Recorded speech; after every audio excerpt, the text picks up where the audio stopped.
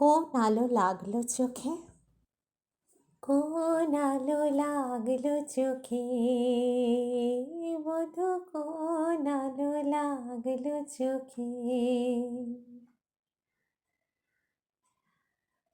আমার অঙ্গে অঙ্গে কে বাজায় বাঁশি, আমার অঙ্গে অঙ্গে কে বাজায় বাঁশি। নমস্কার, আমি তানিয়া ভট্টাচার্য। আমার প্রথম সিনেমাটিক প্রয়াস কোন আলো লাগলো চোখে কবিগুরু রবীন্দ্রনাথ ঠাকুর ওনার চিত্রাঙ্গদা নৃত্যনাট্য থেকে অনুপ্রাণিত হয়, বিশেষ করে চিত্রাঙ্গদার চরিত্রে অনুপ্রাণিত হয়। এই যে কাজটা আমি করলাম, কেন করলাম, কি ভাবনা চিন্তা কাজ করেছে আমি একটু শেয়ার করব। আর আপনারা যারা দর্শক, নিশ্চয়ই আপনারা আপনাদের নিজস্ব মতামত, দৃষ্টিকোণ, দৃষ্টিভঙ্গি কেমন লাগলো, কি মনে হলো আমার সঙ্গে শেয়ার করবেন, আমি খুব খুশি হব। চিত্রাঙ্গদা নৃত্যনাট্য দেখে আমরা অভ্যস্ত স্টেজে, বেশিরভাগ ক্ষেত্রে। এখন আমি অ্যাজ আ কনসেপচুয়াল আর্টিস্ট চিত্রাঙ্গদাকে অন্যভাবে দেখাতে চেয়েছি। কীরকম? খুব অন্যভাবে কিন্তু নয়। আমরা জীবনের এক একটা ধাপে, এক একটা সৃষ্টি, এক একটা চরিত্র অনুভব করি আমাদের জীবনের প্রবাহে।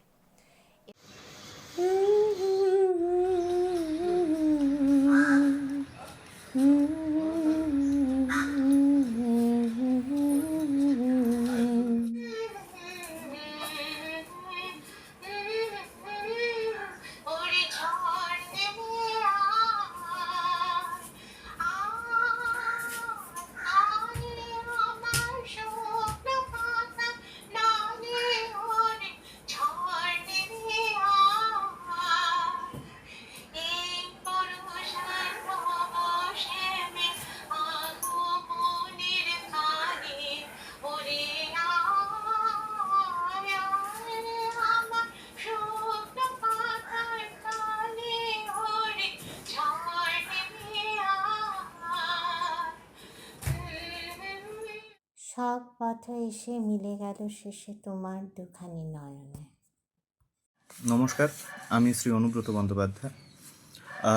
শ্রীমতী তানিয়া ভট্টাচার্য মহাশয়ার এই চিত্রাঙ্গদা নিয়ে যে কাজটি, এতে আমি যোগদান করতে পেরে খুবই গর্বিত, আনন্দিত। কারণ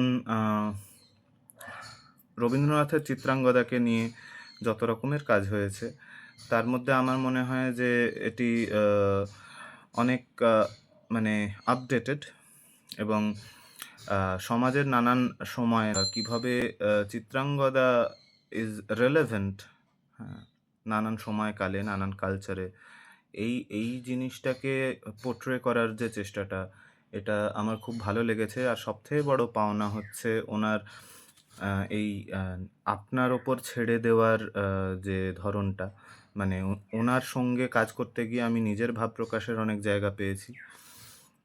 উনি আমার ভাবনাকে অনেকটা স্থান দিয়েছেন। তো এই সবটাতে আমি ইনভলভড হতে পেরে আমি খুব খুশি। বাকি আপনাদের জন্য ছেড়ে রাখা হলো।